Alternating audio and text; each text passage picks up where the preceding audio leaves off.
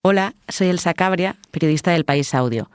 Antes de que empiece el episodio de hoy, quería invitarte a escuchar La Familia Correcta, un podcast en el que te cuento cómo la ultraderecha ha convertido el cuerpo de la mujer en el epicentro de una batalla política.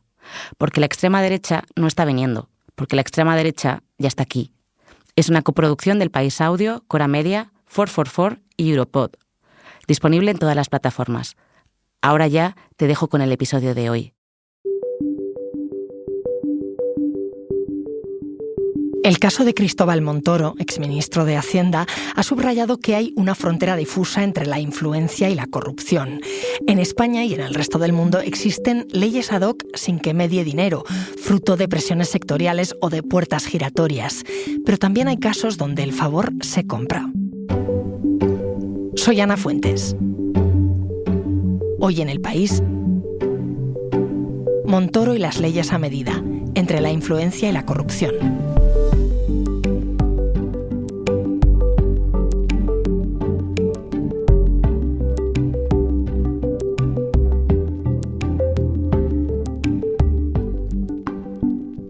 Hola, Juan. Hola, Ana. Juan Cruz Peña es mi compañero de la sección de Economía del País y es una de las personas que está escribiendo sobre el caso del exministro de Hacienda, Cristóbal Montoro. Por establecer un punto de partida, Juan, ¿por qué se está investigando a Montoro? Lo que el juez está investigando, y lleva muchos años investigando en este caso, es si hubo empresas que pagaron a un despacho de abogados vinculado a Montoro, porque fue él quien lo fundó, que posteriormente la labor que hacía este despacho era influir sobre el Ministerio de Hacienda para cambiar leyes a favor de lo que esas empresas querían conseguir. Entonces, eso es lo que se está intentando ver. La policía judicial y el juez que está instruyendo este caso lo que quiere saber es si realmente esas empresas que pagaban acababan beneficiándose porque ese despacho hacía una labor con el Ministerio de Hacienda para modificar leyes a su conveniencia. Entonces, compañías que supuestamente pagaban a esta empresa de Montoro, a Equipo Económico, y que luego obtenían beneficios en las leyes de Hacienda o en los presupuestos generales del Estado. ¿Hay algún ejemplo concreto que se esté investigando? Se están investigando diversas leyes, pero por ejemplo por lo que estalló el caso es cómo unas empresas de creación de gas, de fabricación de gases medicinales, hay unos correos en los que directamente dicen que la mejor manera de conseguir un buen tratamiento fiscal es contactando con Equipo Económico, el despacho vinculado al exministro Cristóbal Montoro. Además, incluso en el sumario hemos visto ya fotos donde los representantes de estas empresas se sentaban directamente con el ministro y lo que está intentando ver el juez es si el Ministerio de Hacienda influyó para modificar leyes que vinieran bien a estas empresas gasísticas que habrían conseguido unas ventajas fiscales gracias a pagar a Equipo Económico. Entonces, por resumirlo, de lo que estamos hablando aquí es de cómo el poder económico puede ser capaz de capturar al poder legislativo. Hasta ahora teníamos muchos casos de corrupción, pero sobre todo vinculados al poder ejecutivo, es decir, diferentes, por ejemplo, adjudicaciones públicas, donde una empresa paga mordidas a los responsables que le dan esas obras o esas adjudicaciones públicas. En este caso estamos hablando de una cosa, si cabe, todavía peor en términos democráticos, porque de lo que estamos hablando es de que pagaban para que influyeran en un ministerio que a su vez, donde influyeran en la generación de leyes, en la creación de leyes en un gobierno que tenía mayoría absoluta. Es decir, que lo que intentaban de alguna manera es que la ley cambiara para que se beneficiara. Es de los poderes del Estado no corromper al Ejecutivo, sino corromper al Legislativo. De esas leyes a medida, de esos pagos por modificarlas, queríamos entender un poco cuál era el trasfondo. Y se lo hemos preguntado al profesor de Sociología de la Universidad Complutense, Ignacio Urquizu, que además, como sabes, fue diputado del PSOE y alcalde de Alcañiz, en Teruel. En España lo más común es en los ayuntamientos, en los planes generales de zona urbana. Es decir, todos los constructores a lo que aspiran es a conseguir que el ayuntamiento de turno pues haga un plan general de ordenación urbana, que es una norma, en el cual pues el suelo sea recalificado, se permita construir como a ti te interesa como constructor, porque tienes seguro allí o lo que sea. Y justamente en el caso Brugal, que era un caso muy conocido en Alicante, donde constructores pues influyeron mucho en el plan general de Alicante, influyeron en los alcaldes, alcaldesas que había entonces y todo, pues llegaron a negociar con la Fiscalía, yo creo, con las penas a cambio de información, de contar todo, y creo que fueron como 3 meses de pena de cárcel, o sea que no llegaron ni a entrar en prisión. Entonces, es verdad que en este tipo de procesos, en el momento que si llega a demostrar corrupción, tú negocias con la Fiscalía, con el Tribunal, pues parece ser que las penas son muy bajas y no hay penalización, es decir, luego la empresa puede volver a operar o a ser contratada por la Administración. Es decir, que cuando yo aquí fui alcalde de Alcañiz, pues tú sacabas unos pliegos para licitar una obra o para hacer algo y tú no podías decir que tal empresa no se podía presentar porque había estado inmiscuida en un caso de corrupción o algo. Ellos podían seguir presentándose y seguir contratando por la Administración y sin ningún tipo de problema. Es decir, que no hay unas sanciones muy graves para los que corrompen, no existe. De hecho, si colaboran con la justicia, pues encima se les rebaja muchísimo las penas. Bueno, ya lo has escuchado, él habla de los casos más comunes, del ladrillo, pero volviendo al tema de Montoro. Juan, aquí supuestamente hay una transacción económica entre una empresa y el despacho de Montoro, y luego una ley que favorece a esa empresa que ha pagado. A los ciudadanos de la calle puede parecernos evidente que algo huele mal, pero ¿cómo de fácil es demostrarlo? ¿Cómo de sencillo es para la justicia hacer eso? Porque el despacho sobre el que pesan estas sospechas empezó su actividad hace casi 20 años. Es muy complicado, porque para que se cierre el círculo, que es lo que están intentando los instructores de este caso, necesitas saber que ha habido un lucro por parte de funcionarios públicos, en este caso de las 2 cúpulas de Hacienda del gobierno de Mariano Rajoy, que se beneficiaron ellos económicamente por hacer determinadas leyes, porque ellos siempre podrán decir que legislaron pensando en el bien común y que eso, pues en este caso, pudo beneficiar a determinadas empresas. Pero es muy difícil. Entonces, eso es precisamente lo que ahora mismo se está viendo. Pero para poder demostrar las penas, para que haya condenas, necesitas demostrar que el dinero que pagaban empresas a equipo económico posteriormente acababa en manos de los funcionarios públicos que legislaban a favor de esas empresas. Y ese último paso, vincular que ese dinero de equipo económico acababa en los funcionarios, es lo más complicado, porque estamos hablando de expertos y no expertos en cualquier materia, expertos en materia fiscal, expertos en economía. Lógicamente sabrán hacerlo de tal manera, poniendo un entramado de sociedades para que nunca se acabe de ver el vínculo. Eso es lo complicado y por eso en este caso estamos hablando de que lleva 7 años bajo secreto de sumario.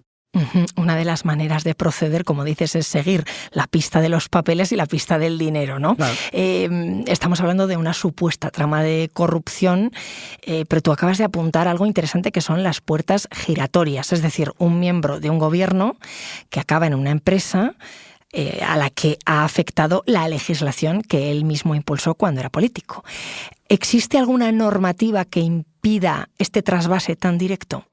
Hay una norma precisamente del año 2015 que regula de alguna manera el paso de la actividad pública a la actividad privada. Y ahí es verdad que hay un periodo, digamos, de enfriamiento. Tú cuando has estado en la actividad pública hay una cosa que se llama la Oficina de Conflictos de Interés que dice si puedes o no pasar a la actividad privada. Lo que pasa es que es muy complicado que, de nuevo, el demostrar que estás utilizando información privilegiada. ¿Por qué? Porque tú dices, oye, mira, yo voy a irme a una consultora que hace muchas cosas de manera global, pero no voy a asesorar en nada de la materia que yo he tratado como alto funcionario, como ministro, como secretario de Estado. Bueno, y que la gente que ha estado en política tiene derecho a seguir su carrera profesional, ¿no? No se tiene por qué demonizar el hecho de que puedan aportar conocimiento. Claro, y además sería una pérdida, ¿no? Para la sociedad, gente que tiene amplios conocimientos tanto en lo privado como en lo público que no puedan pasar de un lado a otro. El problema es cuando haces un uso de información privilegiada para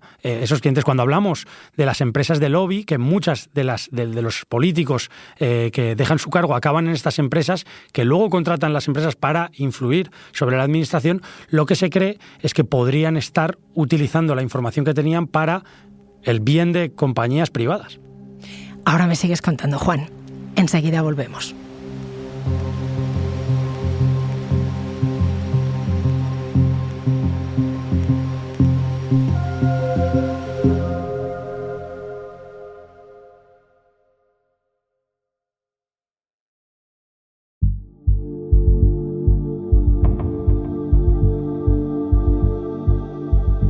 Estoy charlando con mi compañero Juan Cruz Peña sobre el caso de Cristóbal Montoro, la supuesta trama corrupta que encabezó el exministro, pero sobre todo quería trazar contigo, Juan, esa línea que diferencia la corrupción, que es punible, con otras prácticas que pueden parecernos reprochables, pero que son legales perfectamente. Me hablabas de las puertas giratorias. Y antes de seguir por ahí, quiero que escuches al sociólogo Ignacio Urquizu, al que también preguntamos sobre el asunto. Es verdad que, por un lado, cuando tú eres parlamentario, conoces muy bien las leyes. O sea, que cuando estás en el Congreso, algunas hasta las has redactado tú, de tal forma que tienes un gran conocimiento, te sabes hasta las excepciones y dónde están los huecos, los fallos de la ley o los puntos ciegos que nadie ve, porque los has hecho tú, y eso para un lobby o para un grupo de interés es muy útil, ¿no? Entonces sí, ahí, vamos, si rastreas un poco nombres, podrás llegar a ver a mucha gente que ha estado operando de esa manera, y es muy común, no solo en España, sino en muchísimas democracias. Hay muchos ejemplos. Él nos hablaba además del concepto de lobby o grupo de interés. Dame unas pinceladas de lo que son. Son empresas que las otras compañías privadas les contratan para que puedan influir sobre los legisladores a su favor. Esto en principio no es negativo, y cuando hablas con esta gente te dicen: yo lo que intento es que el interés general, que es el que debería perseguir el legislador, se pueda alinear con el interés de mi cliente, de la empresa. Y es verdad que muchas veces son gente que tiene mucho conocimiento del día a día, de lo que es la calle, de cómo funcionan las cosas, y que puede ayudar y puede aportar al legislador. De hecho, cada vez que hay una ley, se abre en audiencia pública precisamente para que la gente pueda aportar a esa ley. El problema es si, como estamos viendo en el caso Montoro, tú lo que legislas no es por el bien general, es por un bien particular tuyo o por el lucro que puedes generar de esa manera de legislar. Pero mientras tú estés pensando en el bien general, pues no está mal, y además yo creo que es enriquecedor y positivo que desde la sociedad privada se pueda aportar a la elaboración de las leyes. La legislación, la regulación está justamente para garantizar esa higiene. ¿Esto cómo está regulado? Pues ese es uno de los problemas que tenemos en España, que lo que es la labor de los grupos de presión, de los lobbies, no está regulado como en otros países, otras democracias muy desarrolladas, donde tienen pues este concepto muy internalizado. ¿Qué problema tenemos aquí? Bueno, esto era una legislación que se lleva desde hace años intentando impulsar. La última vez estuvo a punto de salir, pero se convocaron las elecciones de 2023 y de nuevo quedó en el cajón. ¿Cuál es el problema que tenemos en España?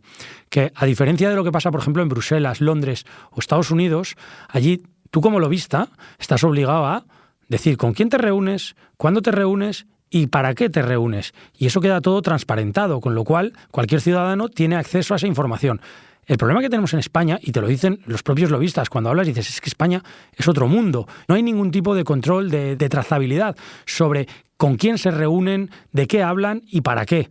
Y precisamente luego por eso, pues la sombra de la sospecha siempre queda sobre muchas de estas consultoras, en este caso, pues lo que estamos viendo de Equipo Económico, y también de algunas otras sospechas de que a lo mejor se está haciendo algo no pensando en el bien de los ciudadanos. Si tuviéramos un registro donde pudiéramos ver que los lobistas con quién se reúnen y por qué, pues todos tendríamos más claro a la hora de que se elaboren las leyes, de saber por qué se elaboran de una u otra manera, o saber quién ha podido influir y para qué. También te digo que los lobistas se pueden reunir con los diputados en un bar, es decir, fuera del Congreso, a pesar de que haya esa trazabilidad. Pero bueno, por algo hay que empezar, ¿no? ¿Los diputados, cuando se hace dentro del Congreso, pueden ocultar reuniones de sus agendas o no? No debería. En principio las reuniones son públicas o tienen que publicar su agenda. ¿Qué pasa?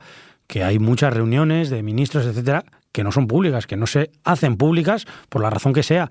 Y, lógicamente, pues todo lo que pasa en esas reuniones que no se publican en la agenda y que se producen, como tú bien dices, al final se pueden reunir donde quieran, pero también lo hacen dentro de las sedes ministeriales y no sabemos qué es lo que pasa ahí. Yo creo que un punto de partida bueno, y que seguramente la corrupción tiene mucho que ver, o la prevención de la corrupción, con la transparencia. Si sabemos que determinados lobbies que trabajan para determinadas empresas han estado en los ministerios, a la hora de ver la redacción de las leyes, pues por lo menos podemos hacer un análisis más exhaustivo y tenemos más contexto de lo que tendríamos en caso de que no sabemos por qué se ponen determinados puntos. Al final una ley es una cosa muy sutil. Tú no sabes exactamente cómo han sido los borradores, qué partes se han quitado, qué partes se han puesto y por qué. Y a veces tiene que ver con la negociación partidaria, pero a veces también tiene que ver con esto. Yo te cuento algún ejemplo de gente que te dice, mira, yo como lobista, me viene alguien que necesita algo y yo hablo con determinado partido para que lo meta porque me debe un favor del pasado. Entonces, ahí hay una transacción de favores que por lo menos deberíamos ver. Y por ejemplo, los medios de comunicación decir, oye, qué casualidad que este grupo parlamentario se abstuvo en algo que ideológicamente no parecía lo más lógico cuando se había reunido con determinado lobista que trabaja para determinada empresa. Todo eso también hace una labor y que fuéramos denunciando y pudiendo poner negro sobre blanco esas prácticas, seguramente el lobista y el político de turno, el parlamentario de turno, se lo pensaría dos veces si sabe que va a acabar en los medios de comunicación pues con el punto de mira en esa cuestión.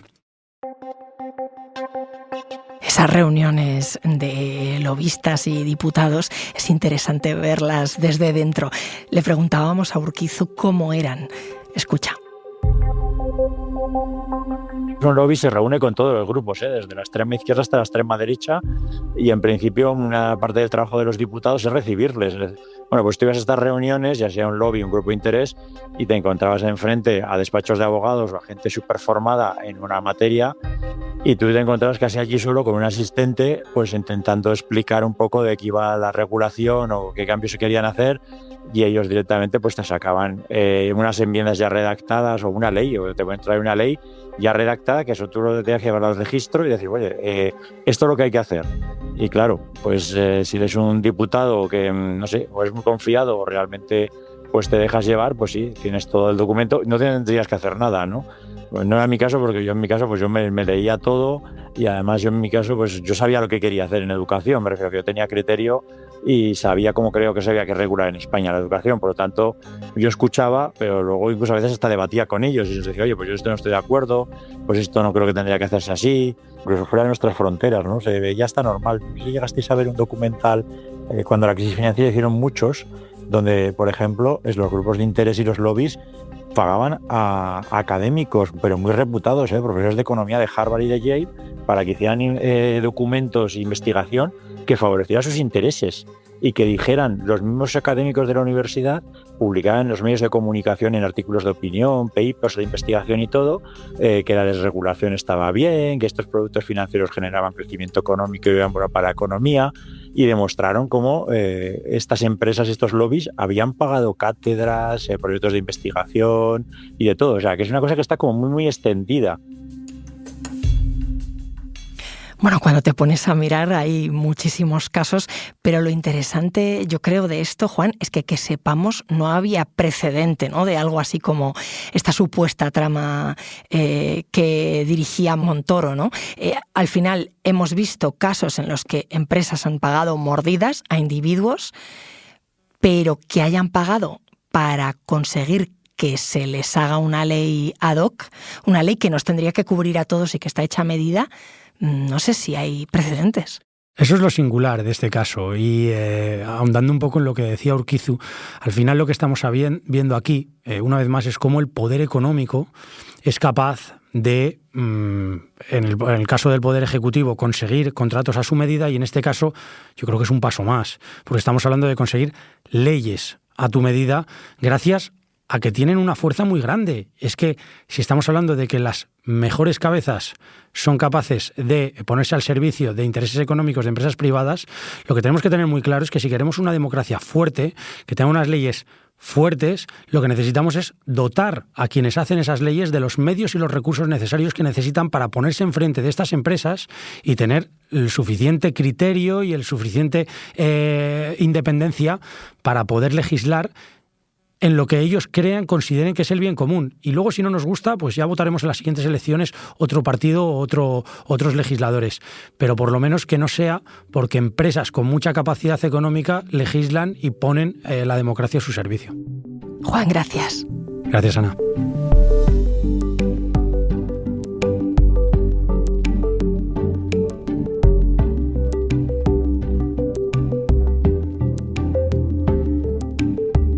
Este episodio lo ha realizado José Juan Morales. El diseño de sonido es de Nicolás Chabertidis, la edición es de Ana Rivera y la dirección de Silvia Cruz La Peña. Yo soy Ana Fuentes y esto ha sido Hoy en el País. Gracias por escuchar.